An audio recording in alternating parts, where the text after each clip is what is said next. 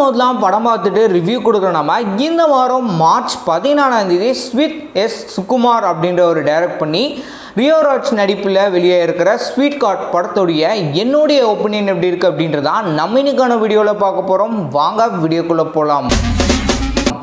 படத்துடைய கதாநாயகன் அவர் ரெட் டீமாக இருக்கிறாரு, கதாநாயகி ப்ளூ டீமாக இருக்கிறாங்க. இவங்க ரெண்டு பேரும் ரெண்டு டீம் சேர்ந்துட்டு கன் எடுத்து ஷூட் பண்ணுறதாங்க இதோடைய கேமே. இந்த கேமில் வந்துட்டு கலர்லாம் வந்து அவங்க அடிச்சிருப்பாங்க. ஸோ அதை வந்துட்டு அவங்க ஒருத்தங்க உடம்புலையும் அடிக்கும் போது வந்து கலர் தான் அடிப்பாங்க இல்லையா, உண்மையால் வந்து புல்லட் அந்த மாதிரிலாம் வந்து எந்த விதமான கேமும் இதில் கிடையாது.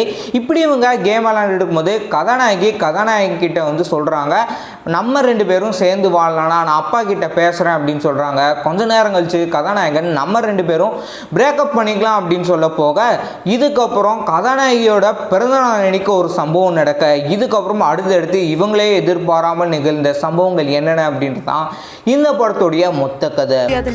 அது இல்லைன்னு கிடையாது வாசு.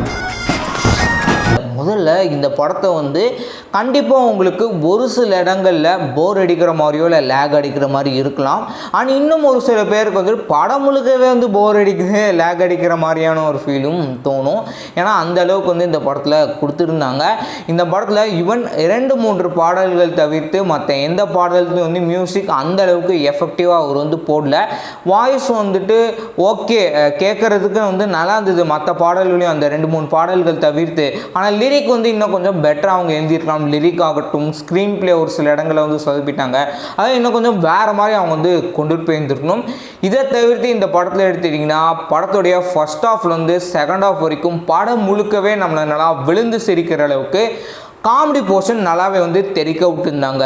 இவனுடைய பேக்ரவுண்ட் ஸ்கோர் வந்து ரொம்பவே நல்லா ஹார்ட் டச்சிங்காக இருந்தது அப்படின்றது டுவோர்ட்ஸ் த கிளைமேக்ஸில் ஒரு சென்டிமெண்ட் பாடல் வந்து கொடுத்துருந்தாங்க. கிட்டத்தட்ட நம்ம கண்ணுலேருந்து தண்ணீர் வர அளவுக்கு அந்த அளவுக்கு பயங்கரமாக வந்து சென்டிமெண்ட் ஒர்க்காக இருந்தது. படத்தில் கதாநாயகி அவங்களுடைய பெர்ஃபார்மன்ஸ் வந்து நல்லா நீட்டாக நடிச்சு கொடுத்துருந்தாங்க.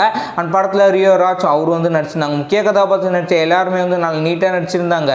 இந்த படத்தில் ஹீரோடைய ஃப்ரெண்டு கேரக்டர் வந்து பண்ணுறக்கூடிய காமெடி ஆகட்டும், அவருக்கும் அவருடைய லவ்வருக்கும் இருக்கக்கூடிய காமெடி போர்ஷன் அப்படின்னு சொல்லிட்டு நம்மளை நல்லா ஃபன்ஃபில்டாக இந்த படத்தை ப்ரெசென்ட் பண்ணியிருந்தாங்க. இந்த சிச்சுவேஷனில் ஒன்றை விட்டால் எனக்கு வேறு யாராலையும் ஹெல்ப் பண்ண முடியாது. பேக்ரவுண்ட் ஸ்கோர் கதவை அப்படின்னு சொல்லிட்டு ஒரு பாடல், அண்ட் டுவோர்ட்ஸ் த கிளைமேக்ஸில் ஒரு சென்டிமெண்ட் சாங் இருக்குதுன்னு சொல்லுவீங்க. இந்த 2 பாட்டும் வந்து நல்லா வந்து மியூசிக்கை கம்போஸ் பண்ணி கொடுத்துருந்தாரு.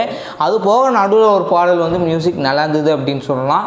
மற்றபடி மியூசிக் வைஸ் வந்துட்டு ஏற்கனவே சொன்ன மாதிரி ரொம்ப சொல்கிற அளவுக்குலாம் இருக்காது. மியூசிக் தாண்டி இந்த படத்தில் சினிமோட்டோகிராஃபி நல்லா பளிச்சுன்னு நல்ல ஒரு விஷுவல் ட்ரீட்டை வந்து கொடுத்துருக்காரு. இவர் எப்படி அந்த அளவுக்கு சூப்பராக கேப்சர் பண்ணி கொடுத்தாரோ அந்த அளவுக்கு அழகாக வந்து பார்த்து எடிட்டர் வந்து நல்லாவே வந்து எடிட் பண்ணி கொடுத்துருந்தாங்க. படத்தில் முக்கியமான கதாபாத்திரங்கள் தாண்டி இந்த படத்தில் மற்றவங்க எடுத்துட்டிங்கன்னா அந்த கிளைமேக்ஸில் எதிர்பாராத ட்விஸ்ட் வந்து கொடுத்துருப்பாங்க. 2 ட்விஸ்ட் இருந்தது. 2 ட்விஸ்ட்டுமே வந்து அவ்வளோ சூப்பராக வந்து கொடுத்துருந்தாங்க. அண்ட் படத்தில் பிக் பாஸில் வந்து அவருடைய கேரக்டர் வந்து நல்லா ஃபன்னாக வந்து போச்சு. இந்த படம் வந்து ஃபன் ஒரு பக்கம், இன்னொரு பக்கம் வந்து லவ் அப்படின்றத தாண்டி இந்த படத்தில் வந்துட்டு 2 பேர்த்துடைய எக்ஸ்ட்ரீம் லெவலில் இருக்கக்கூடிய அந்த ஒரு இதுதான் வந்து கொடுத்துருப்பாங்க. இந்த மேஜிக் பட்டன் போட்டுருந்தேன். மொத்தத்தில் படம் எப்படி இருக்குது அப்படின்னு எடுத்துட்டிங்கன்னா ரொம்ப சூப்பராக இருக்குது அப்படின்னும் சொல்ல முடியாது, ரொம்ப அப்படியே டவுனாகவும் இந்த படத்தை வந்து இறக்க முடியாது. ஸோ நம்ம வந்து இந்த படம் போட மாட்டோம் இருக்கும் அப்படின்னு சொல்லி நிறைய பேர் வந்து எதிர்பார்ப்பாங்க. ஆக்சுவலாக இந்த படம் வந்து அந்த படம் மாதிரி இருக்கும் அப்படின்ற எந்த விதமான எதிர்பார்ப்பும் இல்லாமல் தான் போய் பார்த்தேன். மீடியமான லெவலில் வந்து இந்த படம் இருக்குது. ஸோ பார்க்கணும்னு நினைக்கிறவங்க தாராளமாக அந்த படத்தை போய் ஒன்ஸ் தியேட்டர் போய் எக்ஸ்பீரியன்ஸ் பண்ணி பாருங்கள். நல்ல ஒரு மெசேஜை கன்வே பண்ணுற மாதிரி கடைசியில் கொடுத்துருப்பாங்க. மேபி நீங்கள் படம் பார்த்ததுக்கப்புறம் இதே மாதிரியே படத்தை நான் ஏற்கனவே தமிழ்லேயே பார்த்துட்டனே அப்படின்ற மாதிரி உங்களுக்கு ஃபீல் ஆகிறதுக்கும் வாய்ப்பு இருக்குது.